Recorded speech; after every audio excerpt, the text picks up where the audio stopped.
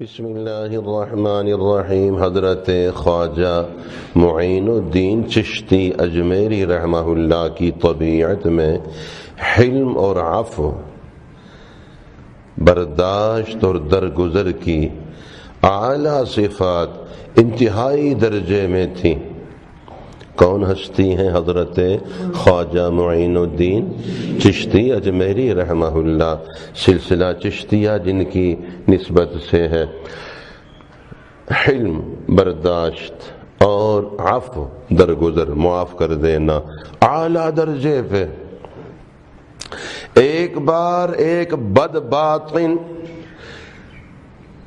خوب سے باطن والا، بہت زیادہ بدبختی، بہت زیادہ محرومی اور شقاوت کے ساتھ حضرت رحمہ اللہ کی دشمنی کے جذبے سے حضرت کو قتل کرنے آیا۔ کیا ہدیہ لے کر آیا؟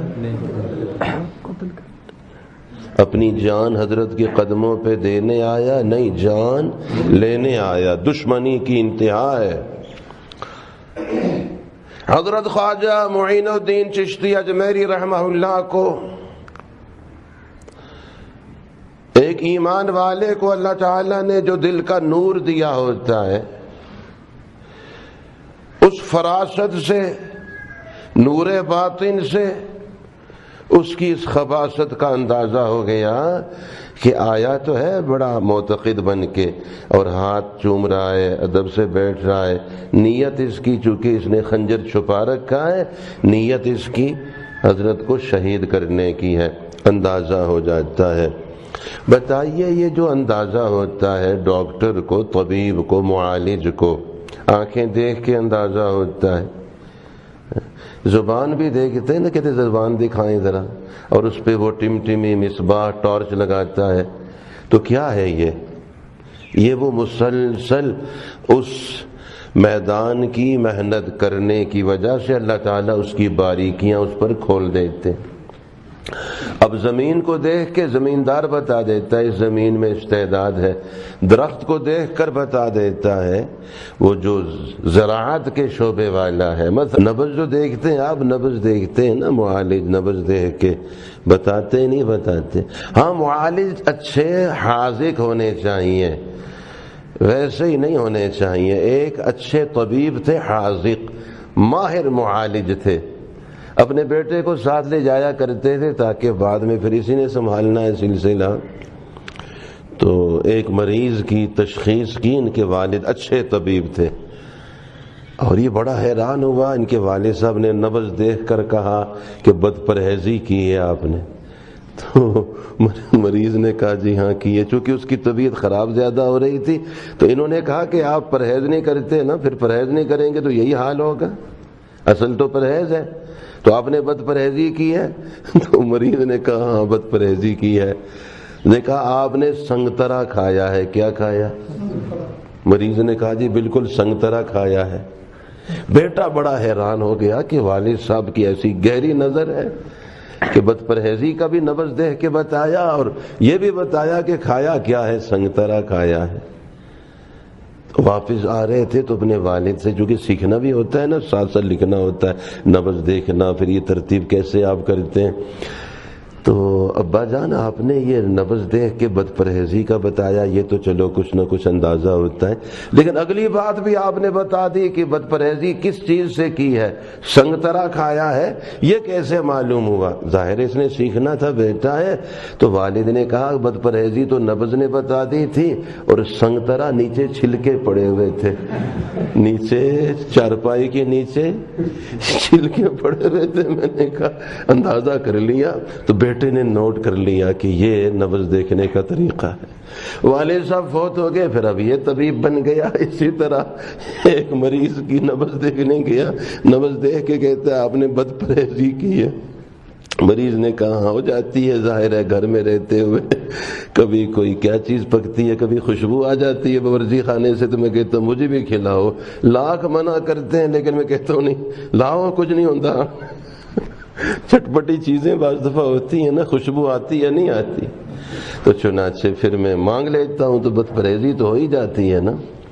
تو اس نے کہا آپ نے بد پرہیزی کی ہے یا نبض بتا رہی ہے، اور آپ نے نمدہ کھایا ہے۔ کیا کھایا؟ نمدہ کہتے ہیں قالین کو، کسے کہتے ہیں؟ یا چٹائی۔ سب کے گھر والے پریشان کیوں؟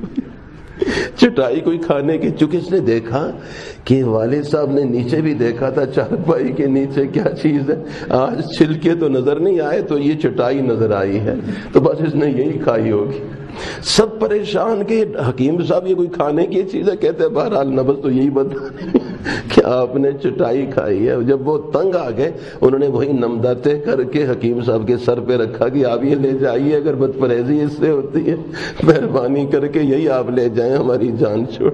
تو طبیب حاذق ہو، کیا ہو، ایسے ہی نہ ہو، ورنہ مشکل ہو جاتا ہے۔ جیسے آج کل کورونا کی بیماری کے نسخے ابتدا سے ہی جو حکومت پاکستان نے شروع کی ہے وہ سارے ہی غلط، خط غلط، املا غلط، انشاء غلط، ہست ای مضمون سے سرتا پا غلط، کوئی ایک بات بھی ڈھنگ کی نہیں ہے، صرف بھیک مانگنا مقصود ہے۔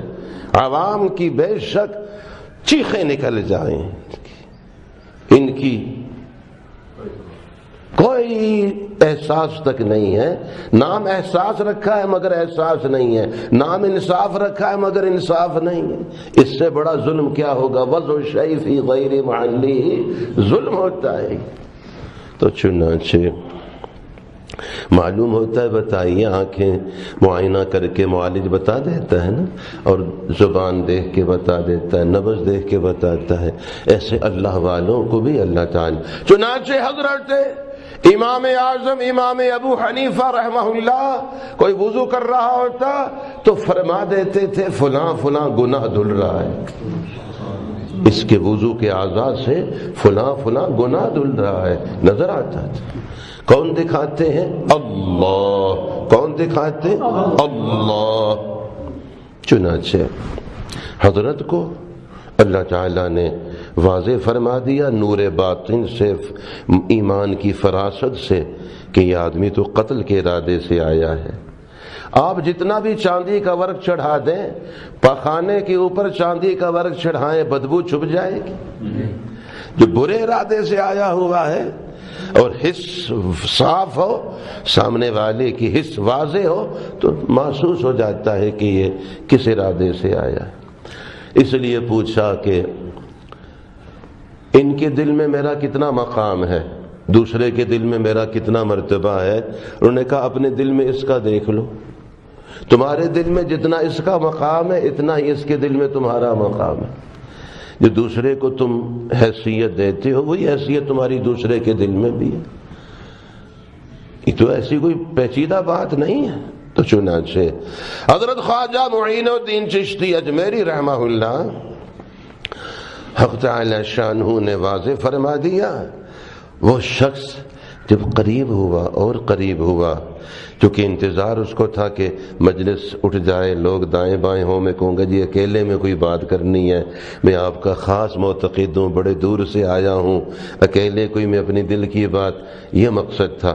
اور قریب ہوا تو حضرت خواجہ صاحب رحمہ اللہ بڑے اخلاق سے پیش آئے، اپنے پاس بٹھایا، سر پہ ہاتھ پھیرا، پیار فرمایا، اکرام فرمایا، اور فرمایا دیر نہ کرو، موقع مل گیا ہے، لوگ اٹھ گئے ہیں، اب دیر نہ کرو، جس ارادے سے آئے ہو پورا کر لو، جس ارادے سے آئے ہو، پھر دیر نہ ہو جائے نا۔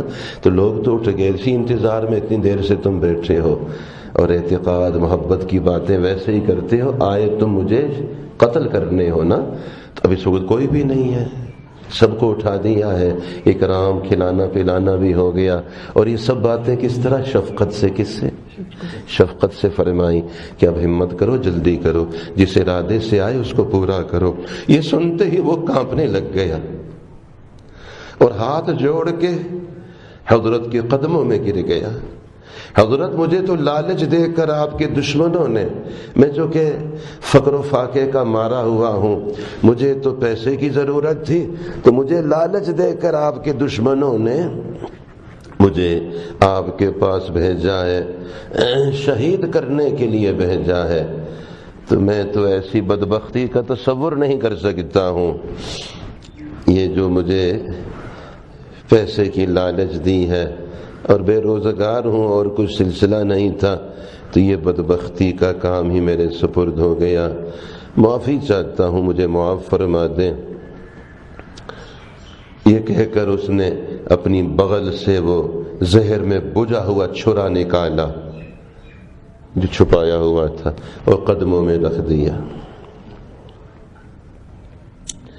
پھر کہنے لگا کہ اب بات تو کھل گئی ہے، جو سزا آپ دیں میں حاضر ہوں، میں اقرار کرتا ہوں کہ میں اس ارادے سے آیا تھا، اب جو سزا آپ دیں میں اس کے لیے حاضر ہوں، بلکہ اچھا یہ ہے مجھ جیسے کہ تو اب زمین پہ زندہ نہیں رہنا چاہیے، ایک اللہ کے ولی اور ولیوں کے سردار کے ساتھ ایسی بے ادبی کا اب میرے لیے زندہ رہنا زمین پر مناسب نہیں ہے، کسی کو فرما دے کہ وہ مجھے ختم ہی کر دے، بس یہ خس کم جہاں پاک، کچرے کو تو رہنا بھی نہیں چاہیے، کچرے کو تو ختم ہی کرنا چاہیے۔